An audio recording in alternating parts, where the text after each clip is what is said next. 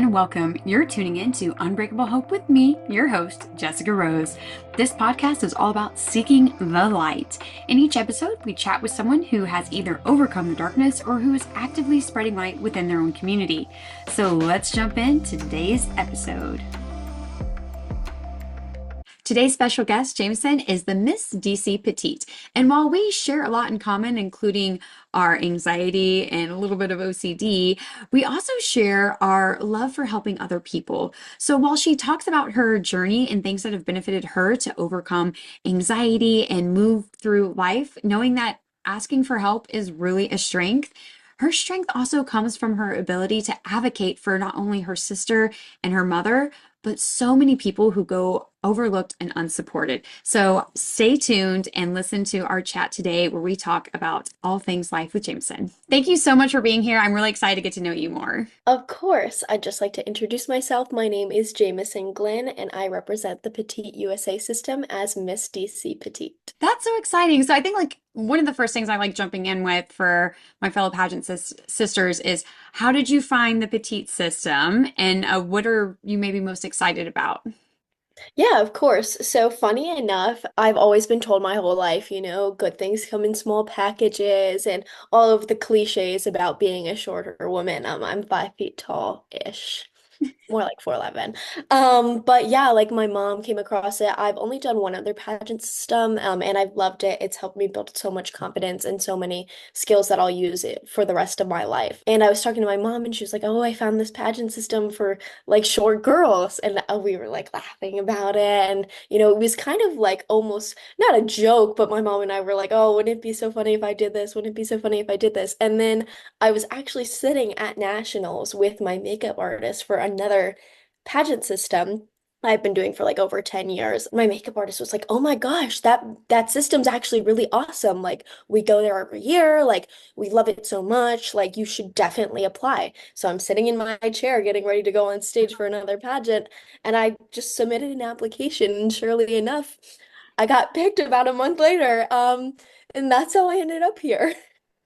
That's amazing. I'm sure I've shared this story with everyone that I thought it was an Insta scam because I saw it and I was like, no way.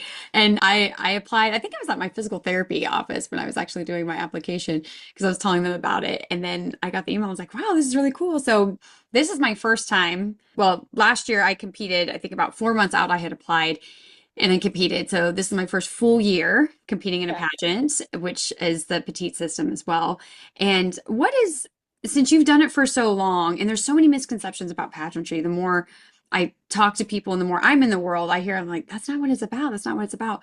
What is maybe the biggest misconception you have heard, and then like the biggest gain that you have had from doing pageants? Funny that you asked this because I was pondering this in the car the other day when I'm thinking to myself about random things. I think the biggest misconception is that all pageants are about beauty and looks. I think that a lot of it is absolutely about the inside, about your passions and your philanthropy and what matters to you. Of course, every girl I meet at every pageant is just beautiful, but that's just kind of like an extra factor, They're all beautiful on the inside too.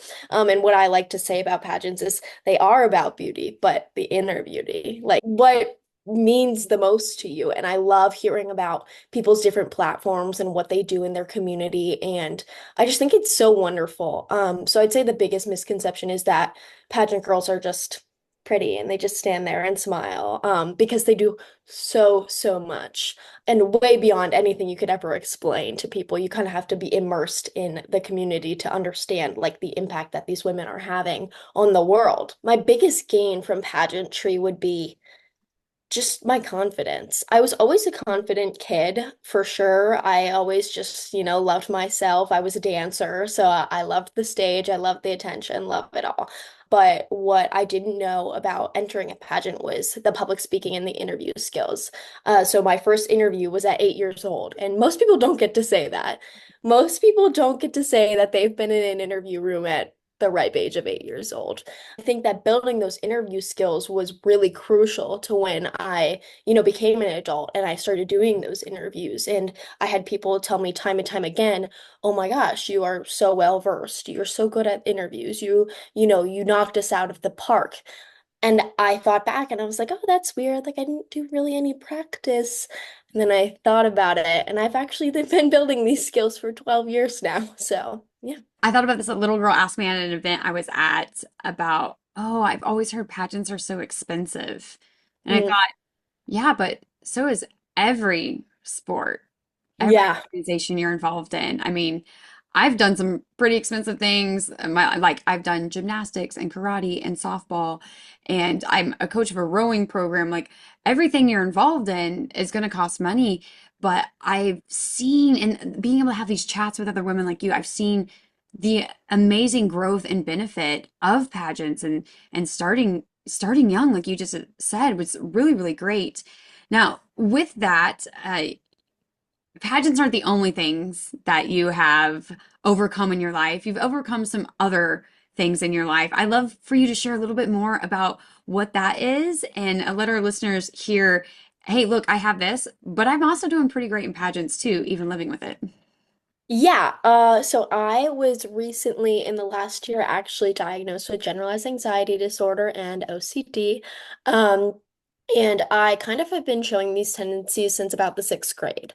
You know, the worries and the panic and all of that I had been having, but I just never really thought about it. I thought that that was kind of normal or that, it was a phase.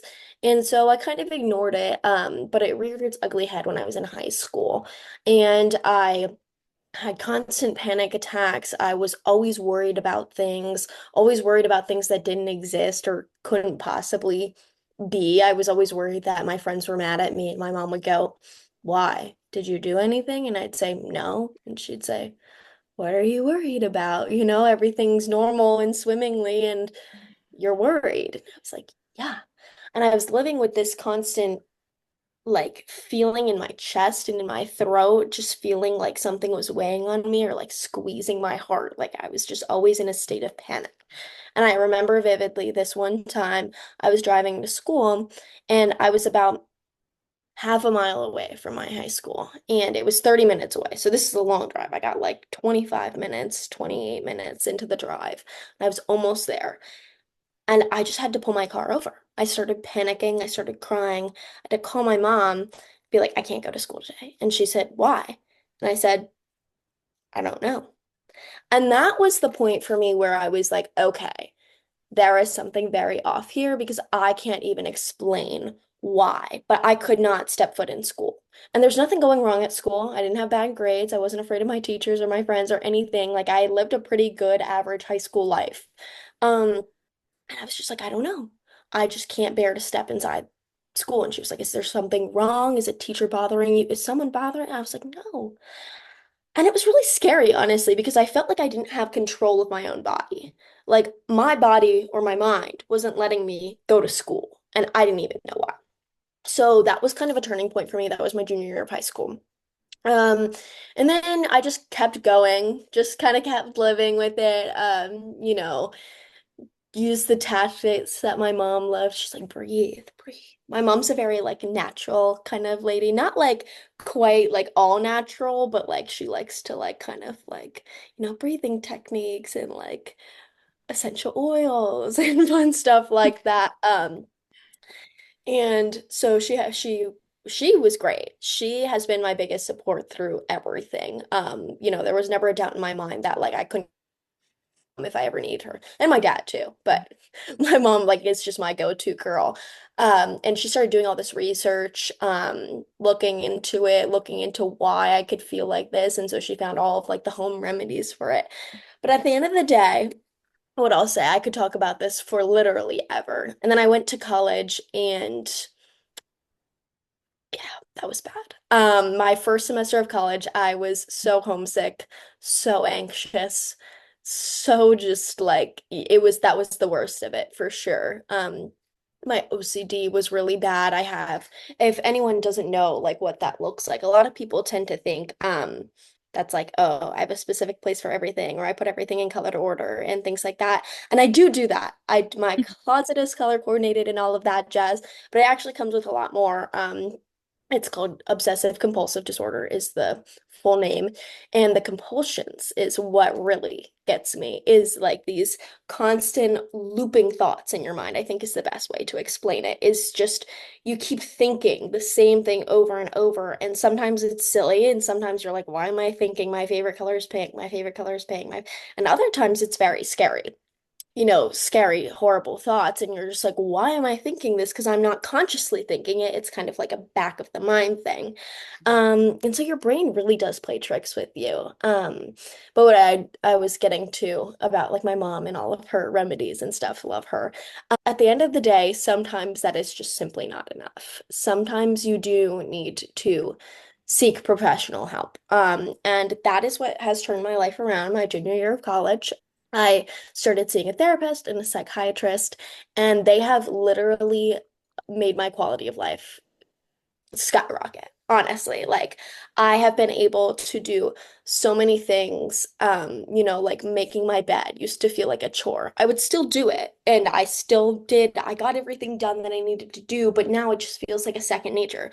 I can make my bed and I can go to 7 different activities and not feel like I can fall asleep at night. And so I think my best advice to someone who is feeling this way is that getting help is not weak. And I actually, quite frankly, think that getting help is strong because it takes a lot. I mean, as I said, I've been feeling this way since middle school, and I'm now 20 years old, a junior in college, and I just got around to it. I I too, ironically, I struggle with generalizing anxiety and OCD as well. And I think that's a big thing with OCD. You explained it really well as people think, the stereotypical, you gotta flick a light switch 10 times. Like that is a thing for some people, not for all people, but it's definitely for me, it's, I joke that even before the Marine Corps, I was paranoid. The Marine Corps just really heightened those skills. So Yeah. always thinking that there's danger, always thinking like worst case scenario. So Hmm. it's having that, okay, I got to plan for the worst. Of course, I'm praying and hoping for the best, but I got to plan for the worst. And it's the brain is just so fascinating, the things that it is able to do and overcome, but the things that it's able to do and take you down. Do. Yeah. So the mindset is huge, and I really had to focus on training my brain. Funny talking about the light switch situation. Mhm. My my husband used to think like, why do you go so far down like when something happens and then it's like catastrophic thinking?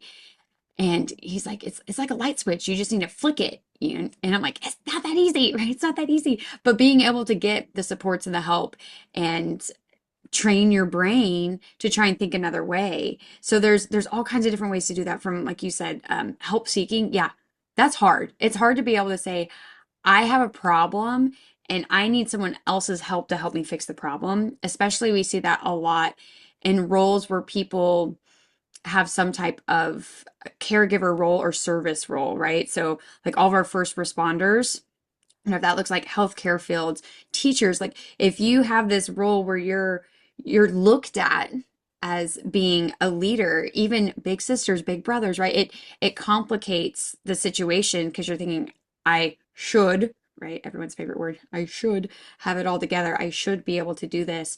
And that alone can exaggerate the feelings that you're already having of just this constant overwhelm. So I love that you said that and pointed out like it's a strength to be able to ask for help and think of that like even in everyday life, right? Just asking for a simple favor in everyday life can seem like a huge ask, but it's really not. It's not. Yeah, I totally agree. I am an eldest daughter, so I relate to that very heavily. I never wanted to bother my parents with anything, even though my parents would literally do anything for me. Like, it's not like that, but it's just like I didn't want to be any extra concern to them. No one wants to worry their parents, especially when their parents already do so much. Yeah, that was exactly how I felt. You knocked it out of the park, just feeling like you have this responsibility to have it all together and to always, know what the right answer is and to never need someone else's help because you know everything. But that's kind of crazy to think as, you know, a 16-year-old. You don't have it all together. You don't know what you're doing. And you don't need to do it all by yourself. 100%. And I think a lot of that we put on ourselves. And Absolutely. maybe there is some societal push as well, but Hmm. I think a lot of it is, yeah, we're always putting so much on ourselves. And I feel that a lot as caring for my husband. And there's times, I mean, there was a conversation I had with my therapist where she was like, as a therapist, I'm not supposed to agree with your catastrophic thinking. However, in this particular instance with my husband's condition, he has brain cancer. We've been in some extreme situations. It was Hmm. literally, if I went to sleep, bad things were happening. Or Yep. if I left him alone in the hospital and someone came in and something happened. So it was a lot of I had all these life experiences that was not helping the OCD and this constant fear of worse things happening because worse things were happening. And I literally one example, I'm not a robot, can't stay awake 24/7. I would try and get some caregiver support in the hospital, but at one facility we were in, I had gone to sleep and my husband being a neuro patient, not a lot of people know how the brain works. I mean, it's the brain. I've been told that so many times. But his brain was firing and it was coming on, which was great because he was unconscious in the hospital like a week prior. And this lovely, lovely nurse thought she was being helpful and thought he was anxious. So some doctor allowed her to give him anxiety medication, which he was not supposed to have. And I was like, I was asleep for like an hour when this happened. Oh my Um, gosh. and then unfortunately, the same place, somehow there was metal that got lodged in his feeding tube. Still a mystery that we're all trying to solve as to what this metal is and how it got in there in the first place. But those are the things where, like, when you think that you already have a condition and then you're already exaggerated by whatever level of stress in your life, both the ones that we're putting on ourselves, maybe that's societal pressure, but then just the stuff going on in our life too, right? Like you experienced that when you were going from high school to college. That's a huge change. That's a huge change in your support system and your community. And that can really exaggerate all that. And while you're saying, I was feeling homesick and then I was able to get this help. What are some daily things that you do for yourself that are a huge benefit to kind of keep you trucking along, I guess? Yeah, I think that having time to yourself is super important. I am someone who is mildly addicted to their phone, and I find myself constantly checking, what if my friends need me? What if my parents need me? What if my sister needs me? What if like, all of these people need me? And I had this realization that back in the day, as my mom always says, you couldn't contact someone at the tip of their fingers. Like, you could not do that. It had to be a phone call, it had to be an email, and we are not made as human beings to always be on call. And I think that was a really hard realization for me because that's kind of like a societal thing that we are always on call, that people can always access us, that we are always there to answer people's questions. And while I am that person, like I would love to help people as soon as possible. And I do sometimes, I answer my text pretty quickly and all of that. Um, that you are not obligated to answer someone in 30 seconds. You are not on call all the time. And I think that's very hard because a lot of us do it without even realizing it. Mhm. And I just realized, I need to be me without a phone, without a laptop, without all of these texts and emails and calls and notifications. I need to just put it down. So, with that being said, I don't have social media on my phone during the week, during the school week. A lot of people think that's really interesting and they're like, oh, just check Instagram, like look up this person or look up this post, this hashtag, whatever. Like, I don't have Instagram on my phone. They're like, what? I'm like, it distracts me too much. It distracts me and I stay on it for too long, or I get the notifications and it distracts me from my life. And yeah, so I take away social media for the week. I have it on the weekends and I also have it on my laptop so I can always check things if I really want to.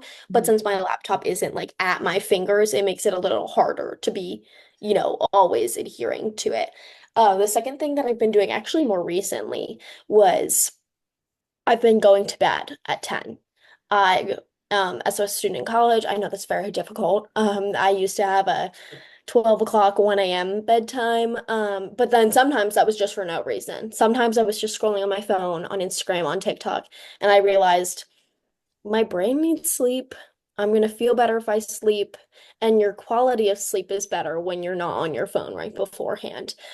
And unfortunately, but true, this was one of the things that my mom has been telling me since high school, and she was right, as always. Um, as always, Mom, if you're watching this, you're always right. Um, but yeah, I put my phone down, I read my book, and then I go to bed at 10 or 10:30. And this has literally been within the last 2 or 3 weeks. And my quality of life has literally been so much better. I know I use the term quality of life like all the time, but seriously, like I've been able to wake up for my 9:30 class at 8 a.m. And that used to be a huge struggle for me. I used to be like rolling out of bed at 8:45, trying to get out of bed. But then now I just wake up sometimes naturally at 8. And I was like, oh, this is how people do it. Like they just get real sleep. So honestly, also when you have a full rested mind, you're less likely to be panicked. You have a more logical brain. You're not sleep deprived. I found that when I'm sleep deprived, plus all of the things, it just makes it worse. So I would definitely say, take time to yourself, whether that's, meditating, stretching, taking a workout class, reading, do that for 30 minutes. Start with 30 minutes. I like to do an hour and then get sleep. It sounds so, so simple, but seriously, like it has made my life so much better. Just getting the right amount of sleep. So, yeah, that's what I've been doing. I love that you call it quality of life because that's huge.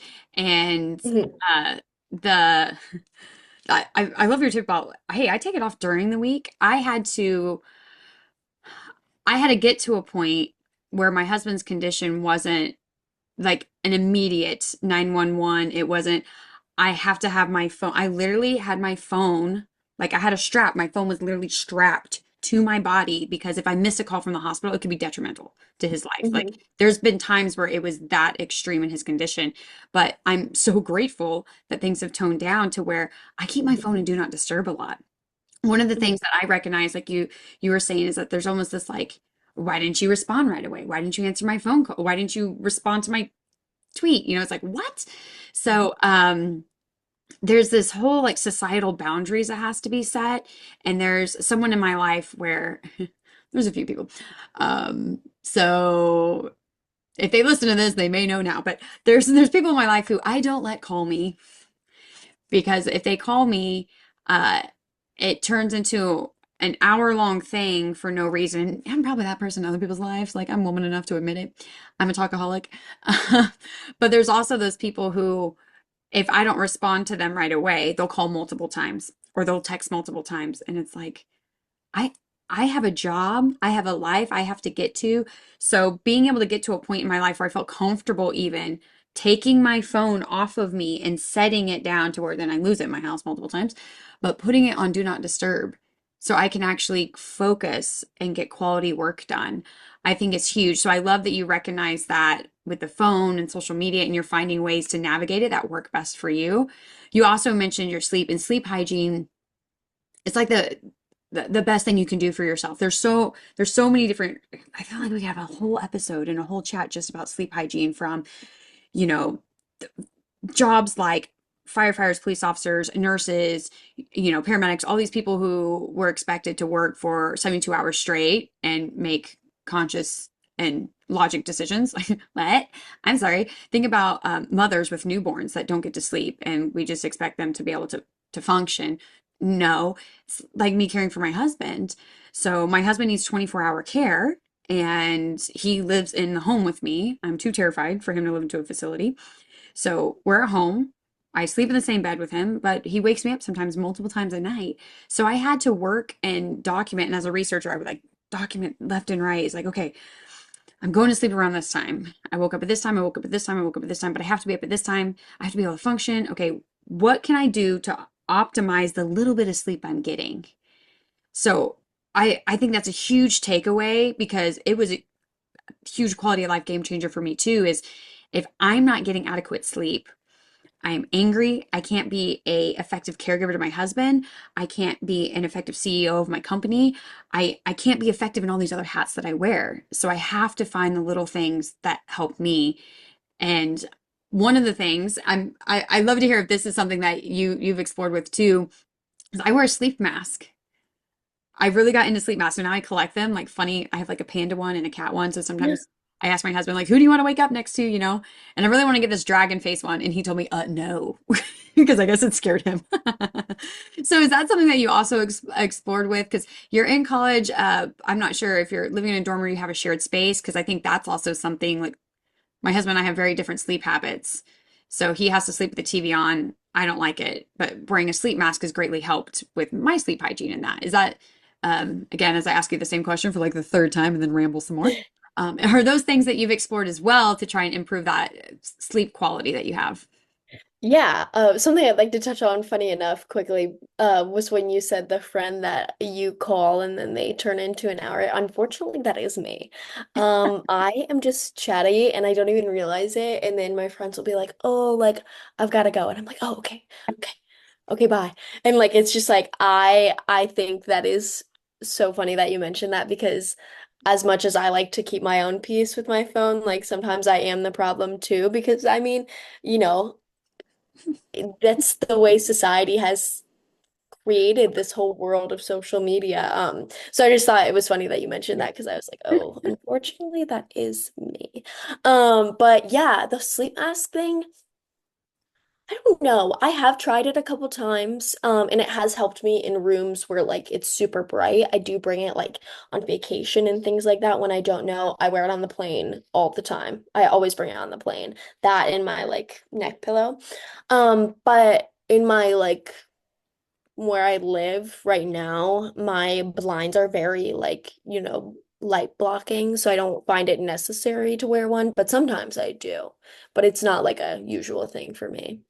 That's interesting. I can't sleep on planes. I can't, like, if I'm Really? tired, I'm like a cat. I will curl up in a ball. I will sleep on a pile of stuff. Like, no big deal. But like on planes, I'm like, nope, I'm wired. I That's almost slept funny. on an international flight with my friend because it was Mhm. overnight and I was really anxious. So this was I went to Italy for 2 weeks. It was my first vacation in like, gosh, almost 5 years, like a real vacation, not like I have to run away for a day or a work trip. I went to Italy for 2 weeks with one of my best friends and her mom. And I'm like, oh, I'm gonna have Wi-Fi. So my caregiver has, an iPhone. They can message me, or they have my best friend's number who can message me. You know that I message through the Wi-Fi. No big deal, Mhm. right? The Wi-Fi didn't work on the plane the entire flight. It was like a 7-hour flight, and I was like, what am I gonna do? So that catastrophic thinking, like we shared earlier, right? But then I had like whoever invented these like bubble popper games in the back of headrests for little children. I'm gonna say it. There's like a special place in hell for you right now. Because this kid, the entire time, I thought he was like kicking my seat. I didn't understand what was going on. He was playing a game. And he was like a bubble popper game with headrests. So like even if I want to sleep, I couldn't, So I'm like, I'm in a panic state, and then this is going on. And I was just wired. I just stayed up. And then on the way back, it was a much smoother flight. And it didn't have like the kid kicking. And I had Wi-Fi. I was able to work, but I just never feel like I don't know, I can't go to sleep like in public like that. Like I just can't. I just can't. I don't know why. So I am very envious that you're like, yeah, I have my neck pillow and my sleep mask. I can, crash out. Like goals, goals. Yeah, well, that I kind of relate to a little bit. But I recently had to figure out how to sleep on a flight because I traveled to Arizona and it was a 5.5 hour flight, I think. And the flight there we had Wi-Fi. The flight back we didn't. And I had finished my book. So I was in that kind of same position as you where I had nothing to do. And I wasn't sitting next to my friend who I had traveled with because it was assigned seats. So I had to like force myself to go to sleep. I was like, okay, go to sleep, go to sleep, go to sleep. And I slept for I think like 2.5 hours of the flight. So that was like a pretty good chunk of it. And then like part of it is taking off and part of it is landing. So I don't even count that. So Yeah, it's an art form for sure. You gotta kind of figure it out a little bit. My husband is a crazy champion at sleeping on planes. Well, he used to be. Plane travel isn't very great for us now. Um, but he used to take and he'd have like a zipper jacket with a hood and he would put it on backwards and put the hood like over his face, like wild, and then just go to sleep. And I'm like, I'm sleeping next to this guy who looks like a crazy person. Um, and he would just go sleep and he'd sleep for the whole plane ride. And I'm like, okay, I got this watch, like because I thought for sure I'm like, oh, maybe when I get married and I travel and I'm like, with my husband who's supposed to protect me, right? Maybe I'll feel comfortable enough to sleep on a plane. No, no, he's asleep before the plane even takes off. I'm like, this is ridiculous. No, yeah, it's tough for sure, especially if there's turbulence and things like that. It's definitely an art form. Yeah. Well, I think we kind of like sometimes with these chats we kind of go all over the place and stuff, which is fun because it's fun getting to know people and sometimes you never really know where the conversation is going to go. And I do want to make sure to give you some time since you are competing in the petite system and give you some space to maybe talk a little bit about your platform and what you're most excited about going to Chicago. Yeah, of course. This is super exciting because it's like one of the first times I'm getting to like actually like expand about my platform. So super exciting. So I'll give some context to my platform because I think it's always super interesting to hear why people chose what they chose or choose to represent. So my mom's a teacher and my sister has like I can't remember the proper name for it, but like the highest grade dyslexia and dysgraphia that you could have. Mhm. So she has struggled a lot through the school system, and my mom, as a teacher, has watched students struggle through the school system with different various learning disabilities. And I think it's really important that we advocate for those children as people who are, able to, advocate for people in the school system because I never had difficulty learning as a child. I learned how to read and I learned how to write, and I've never had any problems with math or science or anything. I was just your normal average, a little bit above average elementary school kid. So, easy peasy, for my parents. And then my sister came along, and that is when they ran into all of the discrepancies, I think is the right word, that the school system has, where they fall out a lot. And a lot of the time they say that they have support systems and, accessibility and all of these things for students with learning disabilities, and they really don't. It's almost as if it's kind of like a front. Saying that they have all of these things, but then once they actually get a kid who actually needs all of these things, they're like, oh, we were kind of just like saying that, is kind of what I see it as. So my sister had experience in both the private and public school systems. And it was really disappointing, honestly, to see the way that she was treated and how she continued to struggle through her entire life. She's now about to graduate high school, but just seeing like the way that teachers treated her or ignored her or the things that they lacked, it was really disappointing, especially because there is a huge portion of kids who need these things. And why we haven't come up with a better system for it, I have no idea. But that's why I'm here to advocate for those children and advocate for those services for them because I think that's super important.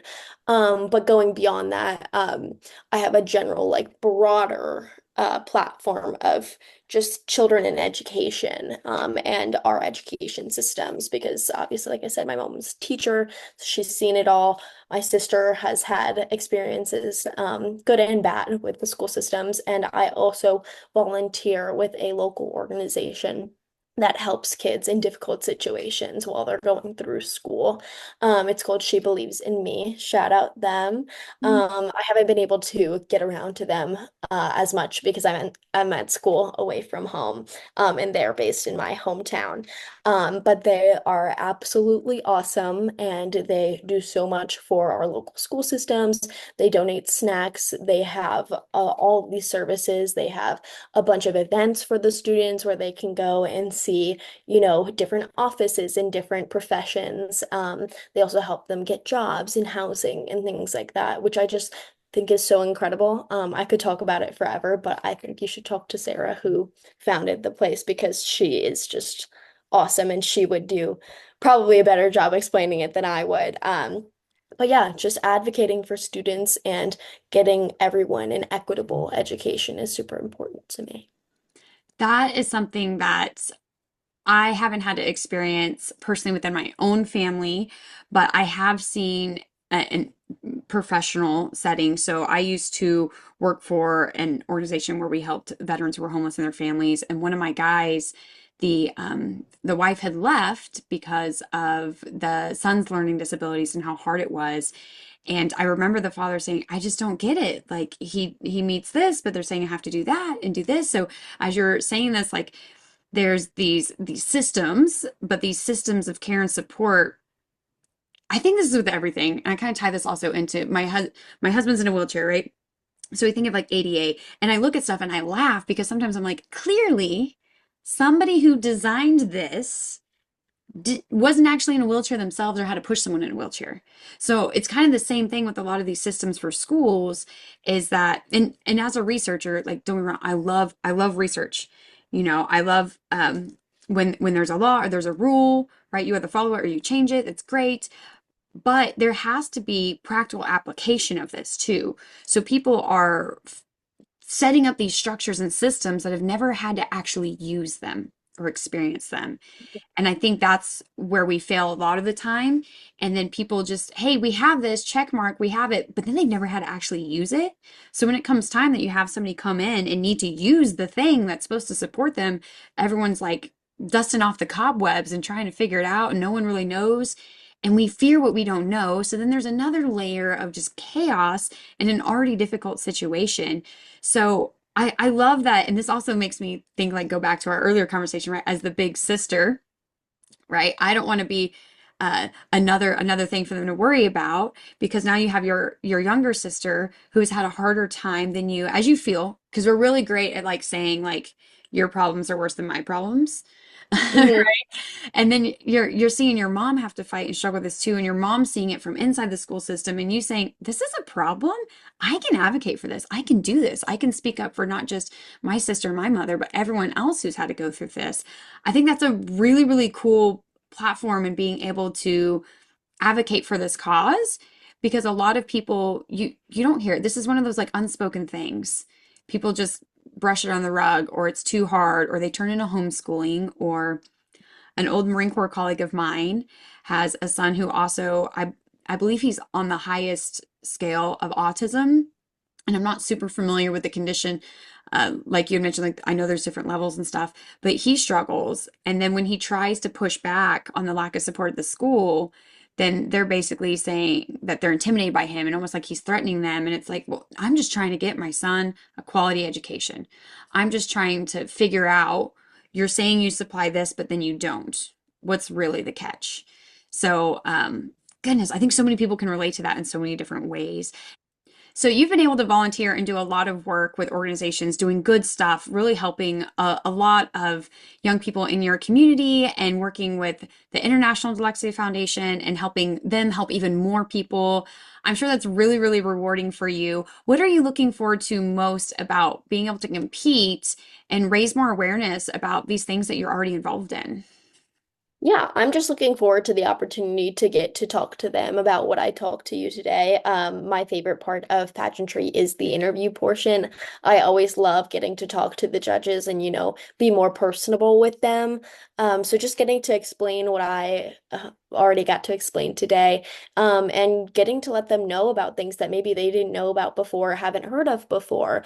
I also look forward to hearing about everyone else's platforms because I like to educate myself on other people's things that they're trying to bring awareness to, because I hope in the way that, I'm paying attention to them, that they will pay attention to me and maybe they'll learn something. So I like the kind of exchange of information that happens at pageants where I'm like, oh, wow, I've never heard or thought about that before. Maybe I should go look into it. And even if it's just for like a 1 second when they're talking on stage and they're saying, oh, I do this, and you're like, wow, that's super interesting. And no one has ever brought that to my attention before. So I just like kind of like the basis of pageantry is just having that philanthropy and that giving back to your community. And I just think it's really interesting to hear what everyone else is up to. That's super exciting. I love that viewpoint on it. I too, I love getting to hear what other people are passionate about because you can Mhm. really see like people light up when they talk about what they're passionate about and they're excited about. And like you said, it's an exchange of I want to hear what's important to you and how I can support you. Well, I also want to share what's important to me and see how you can support me. And that's been something super fun about these chats when I'm able to get a lot of my pageant sisters on here is seeing like, all of us have our own story, right? That led us to this point, and we all have our own thing that we're passionate and we love. So I love being able to support other women who are just out there doing great, amazing things for their communities, even amongst the struggles that they have had to overcome in life. I know we're getting close to time, and I feel like we said earlier, we're both very talkaholic people. We could talk all day, every day. Yeah, absolutely. So I'd love to give you a moment to give us maybe some final thoughts, or if there's anything you feel like we missed that would be really important for the listeners to hear. Yeah, of course. I honestly just like to touch back on what we talked about earlier. I think that my biggest takeaway is just take care of yourself. I think that in a world where we are such busy people and we have all these things, especially like I mean me, I'm in college and so I'm part of several organizations and I have class and I have all of these things where people need me or they have questions or I have questions for these people. Just to take time to sit down, whatever's going on in your life, whether you're in college or you're post grad or you're not even in college yet, and everyone's busy. I think that that is kind of like the basis. Everyone is busy, and it is important that in our busy lives that you take care of yourself and you take time for yourself. Um, and also learn to respect other people's time because I think that today's society has just become so, needy. I need this, I need that, I need you to answer me right now. Oh, like they need me right now. Just to take a breath and to realize, you are important too, because I think it's oftentimes that we prioritize everyone else in our lives and then we come last. And I think it's important that, we kind of take care of ourselves in the same way that we like to take care of others. I love that how you tied all that together is just being able to respect each other. And it also helps take the pressure off that we're all already feeling that we put on Yeah, ourselves. So those are some really great tips. Oh my goodness, I've enjoyed this chat so much. I cannot wait to see you in Chicago and I support you know. further on your journey. Oh, I'm so excited. Well, thank you so much for having me. This was a pleasure. Yeah, thank you for being here. And we'll we'll see you in Chicago soon. See you in July. Thank you, listeners, for tuning in. If you found this episode inspiring, please share it with someone you never know who needs more light in their life. May this serve as a reminder that there's always darkness in the world. Do not let it consume you. Always seek the light. Please take a moment to do the good old subscribe, rate, and review. Your support means so much to me and it helps me spread more light and love. Until next time, be kind, be loving, be human, and don't ever let anyone steal your hope.